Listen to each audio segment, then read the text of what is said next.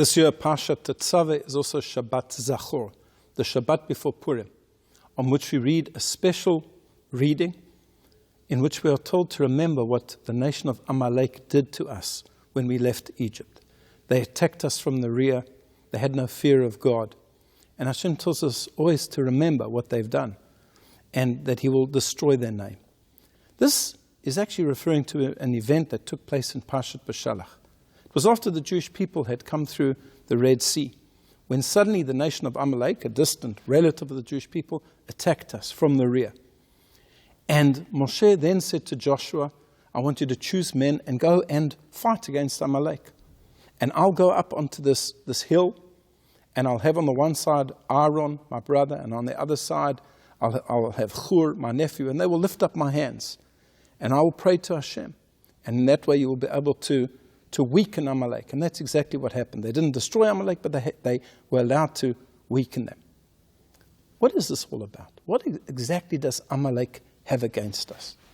And I heard a beautiful idea which comes from the late Rosh Hashiva of Keren B'Yavne, Rabbi Goldwicht, and he said as follows, that the word Amalek has at its root malak.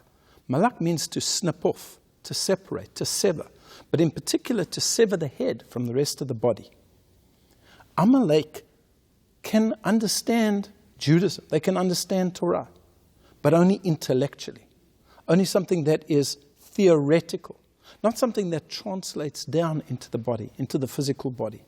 Spirituality is something lofty, it's something beyond us, but it doesn't come down into our actual life, into eating and drinking and sleeping and praying and doing all types of human things, which is what all of the mitzvot are. All of the mitzvot are physical things, but they are spiritual deeds done in the physical world.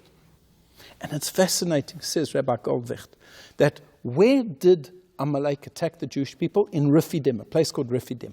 And the Midrash says that Rephidim means Rafu Yadayim Minat Torah. They weakened their grip on the Torah. Their hands became weak.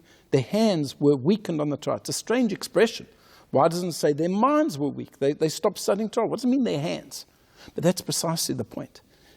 That their hands became weak, meaning their performance of mitzvot in the physical realm was weak. And therefore, what did Moshe have to do? He had to go up onto the hill and lift up his hands to remind the Jewish people, who are our enemies here? What does Amalek represent? Amalek represents those people who say, we believe in God, we believe in Judaism, but it's an intellectual pursuit. It's something that lives in philosophy, but not that you actually have to do mitzvot, not that you have to do physical things. Why would a God who is completely above the physical, who is completely spiritual, tell you to do physical things? But that's exactly what Hashem tells us to do. Don't allow yourself to loosen your grip on the Torah to do those physical things, because that's what Amalek does. And therefore, when we celebrate Purim, which is really the defeat of Amalek, Haman came from Amalek, we do so in a very physical way. We read the Megillah, and we give gifts to friends and gifts to the poor, and we eat and we drink.